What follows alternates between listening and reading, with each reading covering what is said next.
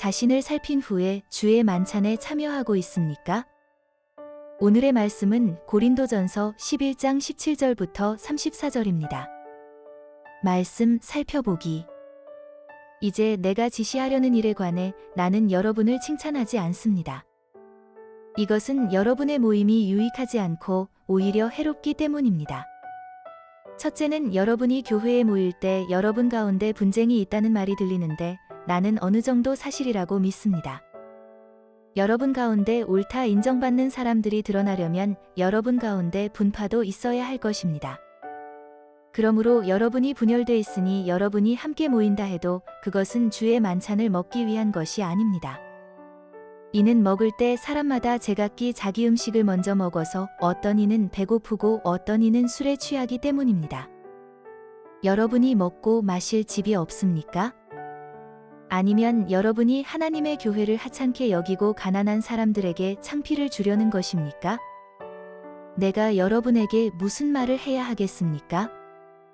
내가 여러분을 칭찬해야 하겠습니까? 이 일에 대해 나는 여러분을 칭찬할 수 없습니다. 내가 여러분에게 전한 것은 주께 받은 것입니다. 곧 주 예수께서는 잡히시던 밤에 빵을 들어 감사하시고 떼시며 말씀하셨습니다. 이것은 너희를 위해 주는 내 몸이니 이 예를 행해 나를 기념하라. 이와 같이 식사 후에 또한 잔을 들고 말씀하셨습니다. 이 잔은 내 피로 세운 새 언약이니 이 예를 행해 마실 때마다 나를 기념하라. 그러므로 여러분은 이 빵을 먹고 이 잔을 마실 때마다 주가 오실 때까지 그분의 죽으심을 선포하는 것입니다. 그러므로 누구든지 주의 빵이나 잔을 올바른 마음가짐 없이 먹고 마시는 사람은 주의 몸과 피를 짓밟은 죄를 저지르는 것입니다. 그러니 사람이 자기를 살핀 후에 빵을 먹고 잔을 받도록 하십시오. 주의 몸이 의미하는 것을 모르고 먹고 마시는 사람은 자기가 받을 심판을 먹고 마시는 것입니다. 이로 인해 여러분 가운데 몸이 약한 사람과 병든 사람이 많고 죽은 사람도 적지 않습니다. 우리가 우리 스스로를 살핀다면 심판을 받지 않을 것입니다. 그러나 지금 우리가 주께 심판을 받아 징계를 받는 것은 우리가 세상과 함께 정죄받지 않도록 하려는 것입니다.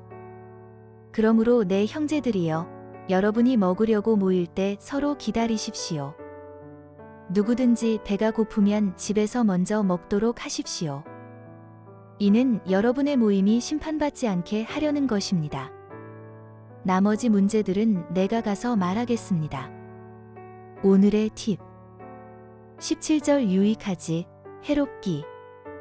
유익하지는 헬라어 크레이톤으로 더 좋은, 더 훌륭한, 더 유익한 등의 뜻이 있습니다. 해롭기는 헬라어 헤손으로 보다 약한, 보다 적은 이란 뜻입니다. 20절의 만찬과 21절의 음식은 원어로 동일한 단어인 데이프논입니다. 말씀 이해하기. 앞서 자신이 전한 전통을 굳게 지킨다고 고린도 교회를 칭찬했던 사도 바울이 이번엔 그들을 칭찬할 수 없다고 말합니다. 그 이유는 어느 모임보다 더 훌륭해야 할 교회의 모임이 오히려 더 해로운 모습을 보이고 있기 때문입니다. 바울이 들은 것은 수신자들이 교회에 모일 때에 분열돼 있다는 것입니다. 당시 교회에서 모일 때에는 지금처럼 진행되는 성찬식이 아닌 말 그대로 만찬, 즉 식사를 하였습니다.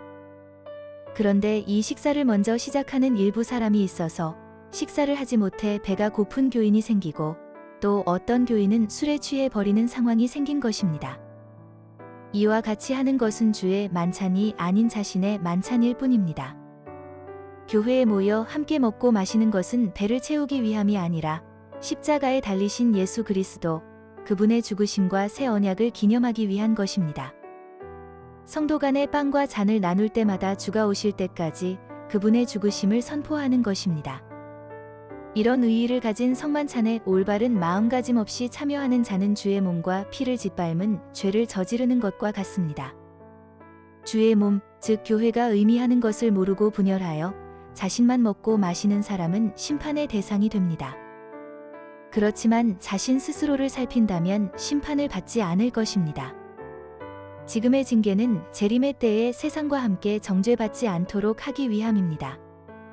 주 하나님은 그 사랑하시는 자를 징계하시는 분이십니다.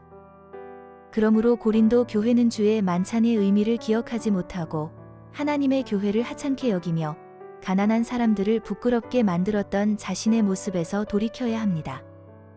스스로를 살피지 않는다면 결국 징계에서 끝나는 것이 아니라 정죄와 심판을 받게 될 것입니다.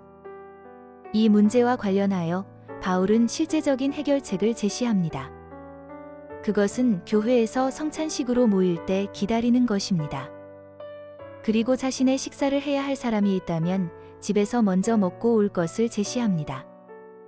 사람은 누구나 기본적으로 이기적입니다. 그러나 성도라면 달라야 합니다. 각 성도는 교회라는 그리스도의 몸 한 몸을 구성하는 지체들입니다.